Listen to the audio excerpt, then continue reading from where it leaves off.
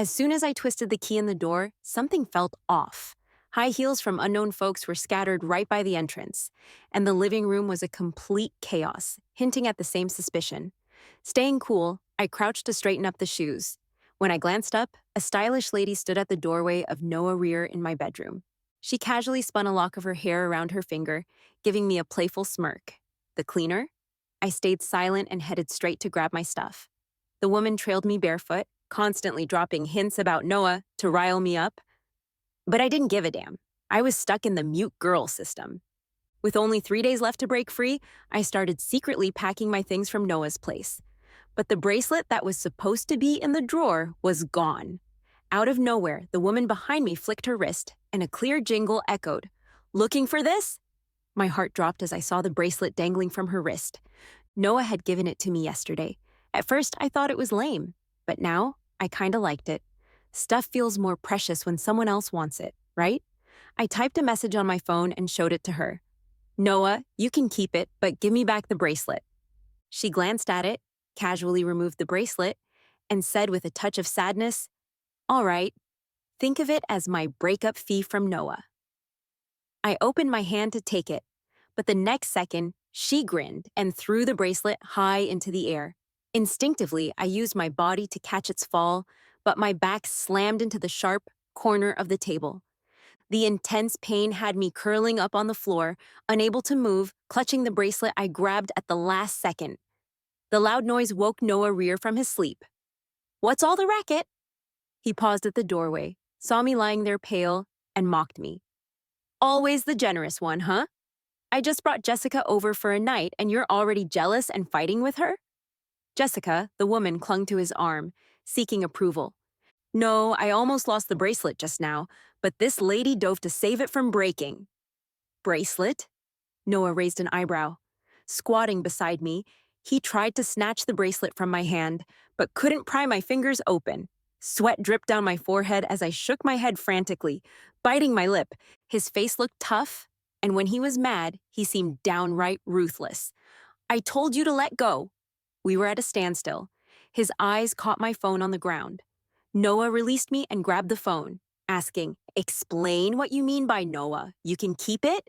Seeing this, Jessica quickly stepped forward to show her loyalty to Noah. "She never really loved you, unlike me, who's always had you in my heart." Jessica's words hit a nerve with Noah. In a rage, Noah shoved Jessica away. She was scared of his unpredictable temper, but I was used to it, finished packing, and was ready to leave. Noah sat on the living room sofa. "Even though my brother's been dead for 10 years, I still can't compare to his bracelet, right?"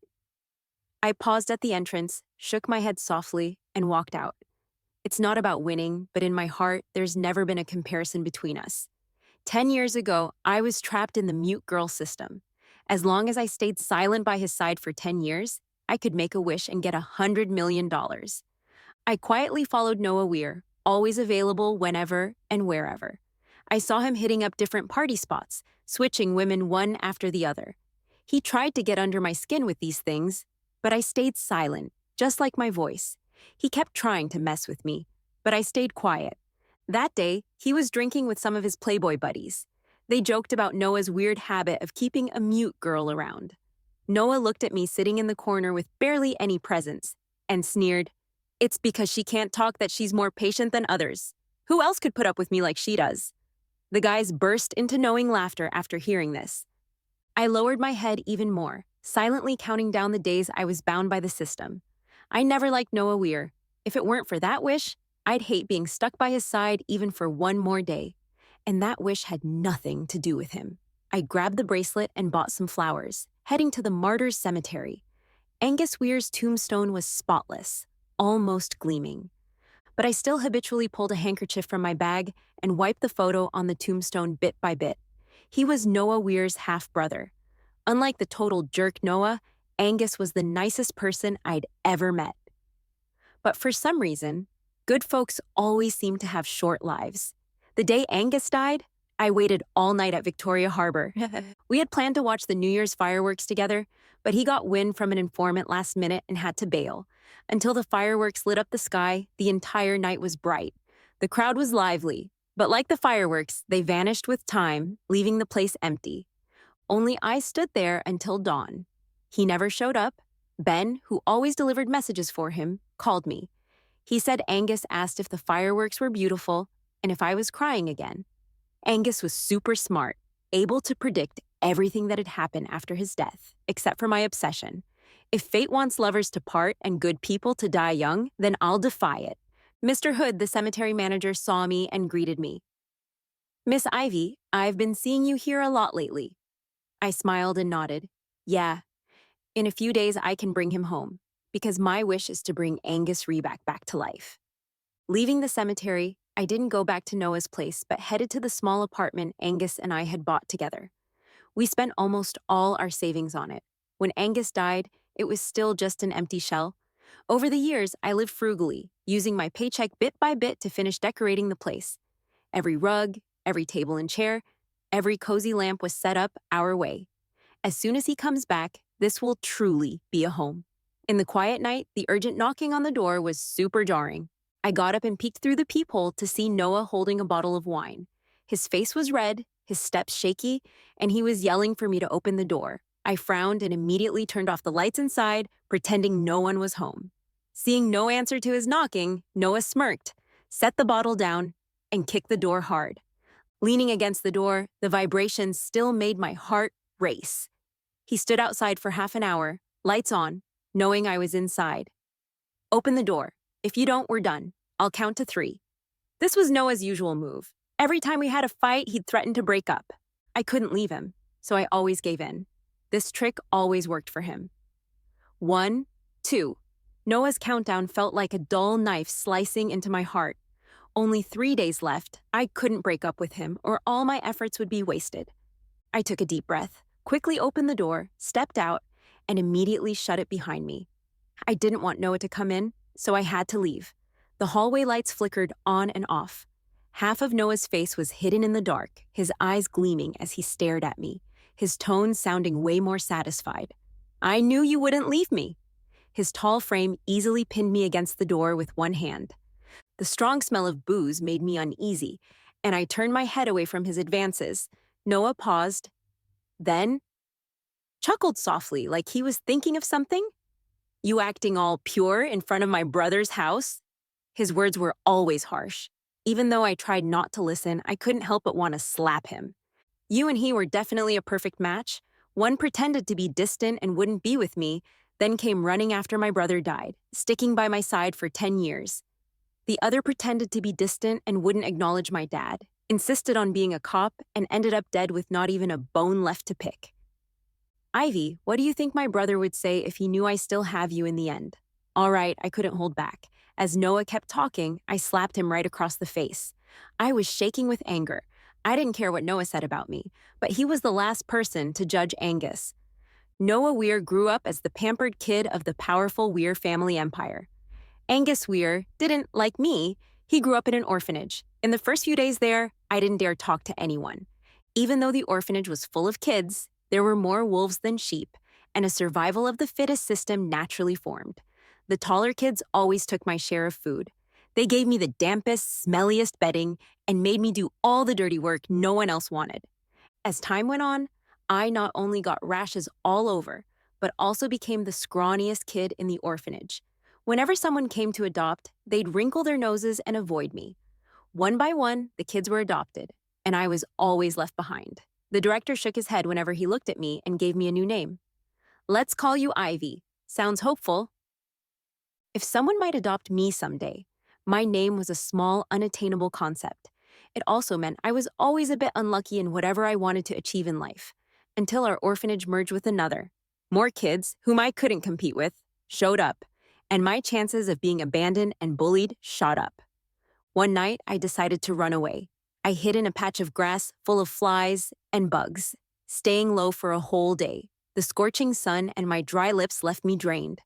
Finally, when they gave up searching and were about to turn off the lights, my chance came.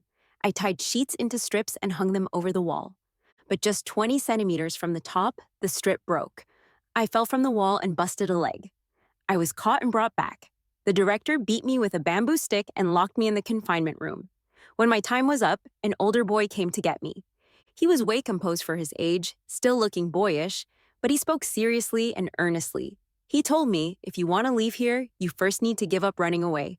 Later, he taught me how to stand up for myself, how to fight for what was mine. I helped him take care of a stray cat in the backyard, just like us. He saved up all his labor credits for a year to get me a birthday cake made entirely of plant-based cream.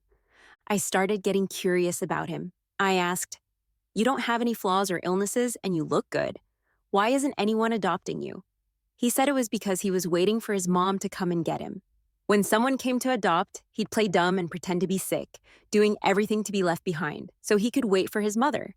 I laughed and said, "No one wants to adopt me either. We can keep each other company, pretend we adopted each other." Then, one day, a group of obviously wealthy people came. He shoved a bracelet into my hand and pushed me out from behind. Instinctively, I turned to look, only to see him running into the basement without looking back. The group saw the bracelet and, excited, took me away despite my resistance. I later found out these were people from the Weir family. Mr. Weir had a first love, and they used a bracelet as a token of their affection. Later, Mr. Weir ditched his pregnant girlfriend for a family marriage and married someone else. In his old age, Mr. Weir, now powerful, wanted to find the mother and child he had wronged. After some digging, he learned that his girlfriend had died a few years after giving birth, and the child was sent to an orphanage. They didn't even find out if the kid was a boy or a girl. The person Mr. Weir was looking for was the one who had always been by my side. That day, I learned his name was Angus Weir. He hated the Weir family and didn't want to go with them, but he also knew that with the Weir family's money and Mr. Weir's guilt, being adopted would ensure a good life. So Angus pushed me out, hoping I could take his place and be happy. But Angus was just a kid and underestimated Mr. Weir's caution. On the first day at the Weir family, they did a paternity test.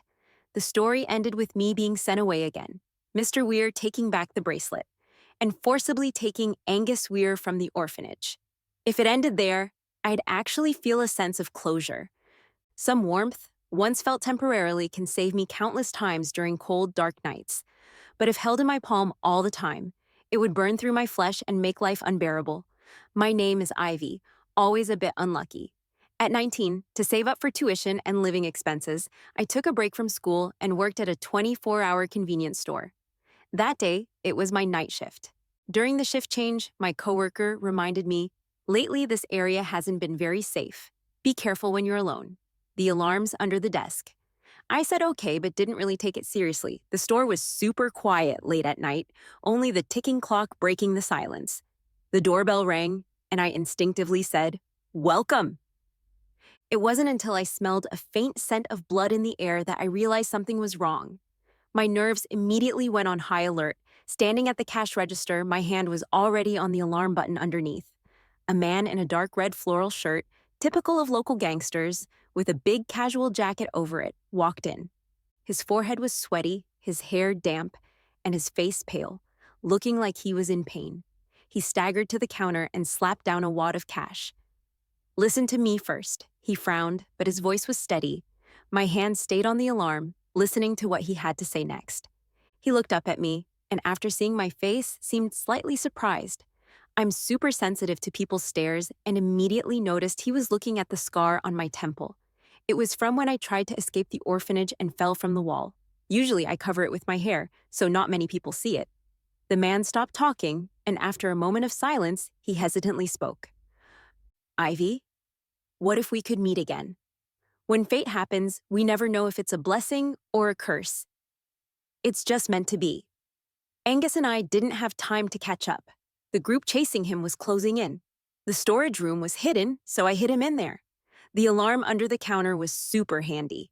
The storage room was hidden, so I hid him in there. When they grabbed my neck and asked where Angus was, I desperately pressed the alarm.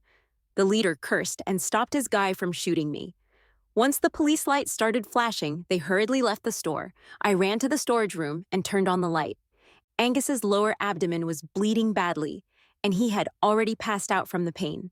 I lifted his shirt, trying to use the store's supplies to give him a simple bandage before the ambulance arrived. His body was burning hot, and besides the wound, his lean waist was covered with many old scars. In his days, he told me not to send him to the hospital no matter what. In the end, I took him home and called someone using a number he gave me. The person who came with the medical kit was Ben. He was said to be a close friend of Angus, having gone through life and death together. He skillfully treated Angus's wound, gave me some instructions, and then left in a hurry. And so Angus stayed at my place for over half a month. We talked a lot about the past we hadn't shared and the future we knew was impossible, but still hoped for. Some people, even if you see them every day, you may not be able to fully open up to them.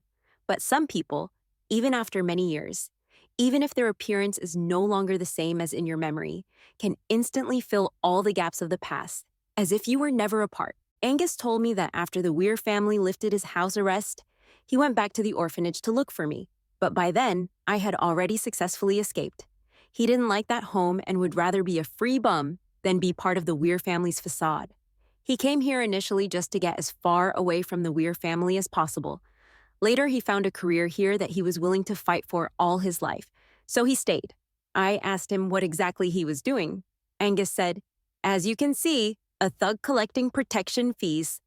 What kind of lifelong career is collecting protection fees? And why wouldn't he go to the hospital with so many injuries? Angus said nonchalantly, "No health insurance, can't afford it." He was willing to answer all my questions, except he wouldn't seriously answer these two. I'm not stupid. Even if he didn't tell the truth, I could kind of guess. We had a tacit understanding and never mentioned it again. He came here to avoid the Weir family and pursue his own ideals. And I came here because the hourly wage for part-time work is the highest. Such a 1 in a million chance encounter could actually happen to me. For the first time, I started to like my own name. Angus might be just as grateful as I am for such a twist of fate. He often brings Ben to the store to buy some random stuff. They could spend an hour carefully picking out a pack of cigarettes together. The store manager even asked me in private if I had hired 2 bodyguards to protect me. At first, he only showed up during meal times, using it as an excuse to ask me out for dinner. Later, he started waiting at the street corner half an hour before my shift ended, showing up at the convenience store right on time. On Christmas Eve, Angus was sitting in a sports car, wearing flashy red sunglasses. As soon as I stepped out of the store, he honked the horn. He pushed up his sunglasses, and his affectionate eyes looked at me with a smile. "Hey, beautiful, care for a ride?" "Idiot! Who rents a convertible in the middle of winter?" The biting wind quickly taught Angus a lesson, and within 2 minutes, he put the top up. A Christmas tree as tall as a small house was set up by the West Kowloon waterfront. The dazzling lights lit up at night, looking like a sprinkle of diamonds on the tree from afar. Before coming, a coworker used a curling iron to give me big waves. She said that with the curls, I'd become a fashionable girl and mesmerize my boyfriend. Boyfriend? This word kept echoing in my mind. Each time it made my heart beat like a drum. I didn't know if Angus was mesmerized, but he spent the entire night rubbing his chin against the top of my head. I heard him mumble, "You feel like a teddy bear, stupid straight guy." When the clock struck 12, Angus pulled out a box from behind him and handed it to me. "Merry Christmas!" I carefully opened the box. The first Christmas gift I ever received was a bracelet from Angus. This bracelet was one of the few relics left by his mother. The gift felt incredibly heavy in my hand, and I didn't dare to move. Such a heavy gift, I couldn't bear it. Angus seemed to see all my insecurity and embarrassment, and he stood right in front of me. In the cold wind of the night, Angus's ears were red from the cold, his eyes still deep and bright, leaving an unforgettable mark on my heart. He said, "It doesn't just mean probability. It can also signify something uniquely precious. It can also mean all my happiness is in seeing you at that moment." I said, year after year, I would be happy next year. Finally, this year, it came true. Winter has come again. Angus, let's spend it together. After Christmas, Angus didn't show up for a long time. I couldn't reach him by phone. Only Ben occasionally came to the store to let me know he was okay. I asked him when Angus would be back. Ben scratched his head, clearly not having a definite answer from Angus. Days passed uneventfully. The store got new collaborative merchandise. I was busy putting several boxes of items on the shelves. Squatting for too long, I felt dizzy when I stood up, and my body instinctively fell backward. A large, warm hand instantly caught me. Angus suddenly appeared behind me. It seemed he'd been there for a while, and I was slow to notice. Angus just looked at me quietly, the tenderness in his eyes dissolving all the distance of the past days. I joyfully threw myself into his arms, the scent of cedar instantly enveloping me. "Why are you here? Don't you remember you're my bodyguard?" "I'm here to collect some protection fees." With that, Angus wrapped me in his thick coat and gently kissed my forehead. From that day on, every time I stood in front of that shelf arranging goods, I would expect Angus to suddenly appear behind me. After Angus's death, this feeling only grew stronger. Even when I stood at similar counters in other supermarkets, I had the same expectation, expecting a warm embrace, expecting the familiar scent of cedar. My 10,000 turns still couldn't bring a single fulfillment. It seemed fate had never been kind to me. Every gift that made me lower my guard eventually got taken back in an even more tragic way. After causing a scene with Noah, I called the butler at the Weir family's old residence to have him take Noah back. He was drunk and acting out wildly. One moment he was cursing at me, the next at Angus, and then he started cursing at old Mr. Weir for being a womanizer and giving him a brother. Old Mr. Weir cares a lot about his reputation. Seeing Noah like that at home would surely make him face some consequences. After I got home, I took a half-hour shower to completely wash off the smell of alcohol from Noah. I sprayed the blanket with cedar-scented perfume. This bottle is the closest I could find to Angus's scent. I wrapped myself entirely in the blanket. A person walking alone on a winter night always needs to find some way to save themselves. This scent made me feel really at ease. That night, I slept soundly, a rare occurrence. I even dreamed of Angus from many years ago. It was on my birthday. Angus took me on a sightseeing bus. I had always said that after seeing the streets of Victoria Harbour 1,000 times, there was no need to spend money on a fancier sightseeing bus to see it again. But on my birthday, I allowed myself a bit of indulgence. His appearances were becoming less and less frequent, sometimes once a week, sometimes only once a month. Even today, when he came out to accompany me on the sightseeing bus, we couldn't sit next to each other. Angus sat in the seat in front of me. The single Bluetooth earbud in his ear was playing the same song as the other half in my ear. The sightseeing bus passed by the dazzling and dense neon lights. The prosperity of Victoria Harbour had never been related to me. A song randomly played in the earbud, the ruthless pair of lonely orphans temporarily overcoming hardships. In the sea of bitterness, at least we relied on each other. Angus's presence once made me feel as if I had some sort of connection with this world. But now, even though he was sitting right in front of me, the distance between us felt even greater than the 10+ years we had been apart. My sixth sense has always been very accurate. Later, I realized that this distance was a farewell in death. The first half of life was a separation by life, the latter half by death. If there really is sweetness after the bitterness, I truly don't know what kind of sweetness could justify this journey of hardships. The next morning, as soon as I woke up, I booked a plane ticket. I wanted to go to Victoria Harbour, to Kowloon, to that convenience store. The closer it got to the day Angus would come back, the more anxious I became. As soon as the plane landed, my phone instantly received dozens of messages from Noah. Noah felt that as his girlfriend, I should be on call all day, ready to reply to his messages anytime. I scrolled down. There were no breakup messages, so there was no need to reply. When I got on the double-decker sightseeing bus, Noah persistently called. Calling a mute. I don't know what Noah was thinking. Did you break your hand or get into a car accident and fall into a coma in the hospital? Not replying to a single message. Have I been spoiling you too much lately? I suddenly felt that Angus owed me quite a lot. For his sake, I had to put up with his foul-mouthed, crazy brother for 10 years. Noah kept talking to himself on the other end. Seeing that I was silent, he suddenly burst out, "Are you mute? Say something." After the outburst, there was a deathly silence. Noah's short-circuited brain finally seemed to recover. He coughed lightly twice. "Remember to reply to my messages and send me your current location. I'll come find you. Even if I don't proactively send Noah my location, he'll find his way to me sooner or later, just like 10 years ago." Actually, our first meeting wasn't in the mainland. Noah's back looks a lot like Angus's. It even made me mistake him for Angus the first time I saw him. So at that time, he was standing in front of the candy shelf. My coworker quietly signaled me to look over there. "Your boyfriend is here again."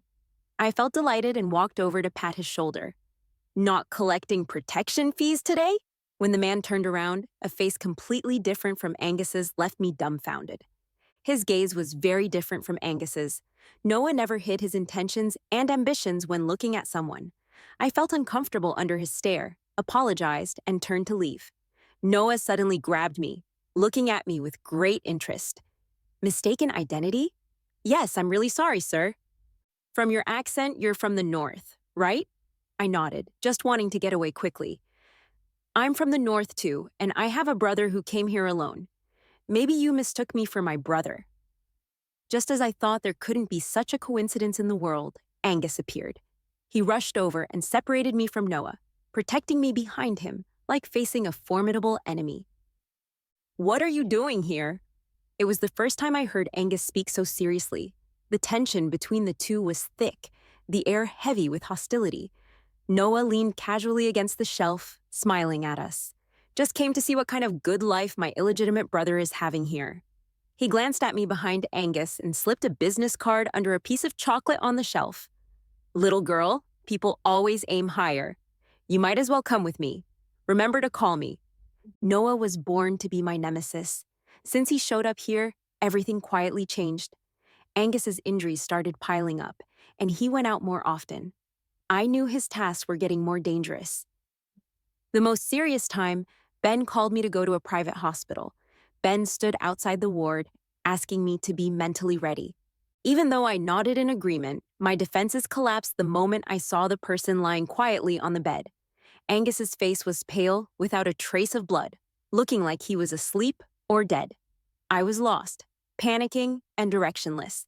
I collapsed on the white bed cover, crying my heart out, until Ben couldn't watch anymore. He knocked on the door and said to Angus with an exasperated look, "Haven't you had enough of pretending?" I looked up in a daze, meeting Angus's triumphant eyes. I was furious with him. Joking to this extent was too much, even if it was Angus. But that time, Angus had almost died. He was severely injured and sent to the hospital, only saved from death by sheer luck. Seeing that I was genuinely planning to ignore him, Angus got a bit anxious. Any movement tugged at his wounds, causing him to grimace in pain. I sighed and gave in.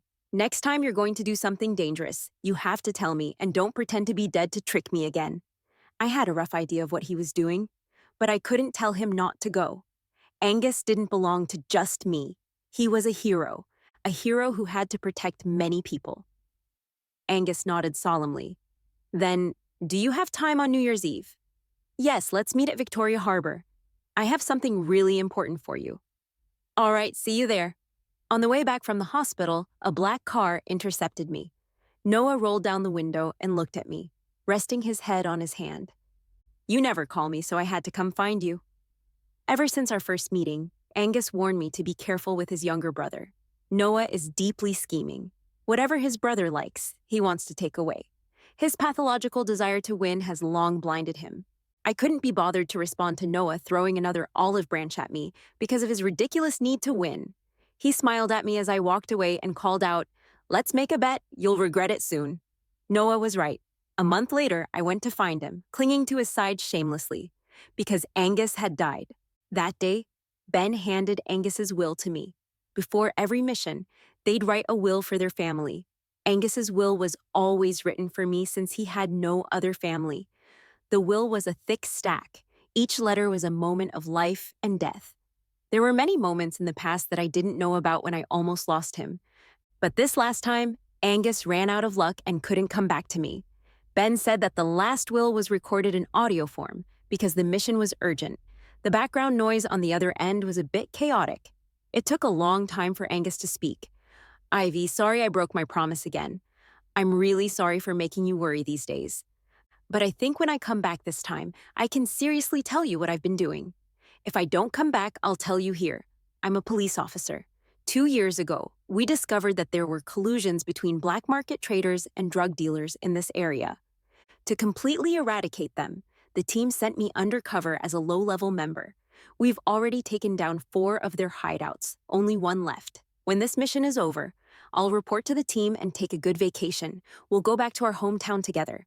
I'll pay for your tuition. I even bought a house in our hometown for you." I found the property deed tucked under the stack of wills. Angus suddenly chuckled. After all, your household registration is over there.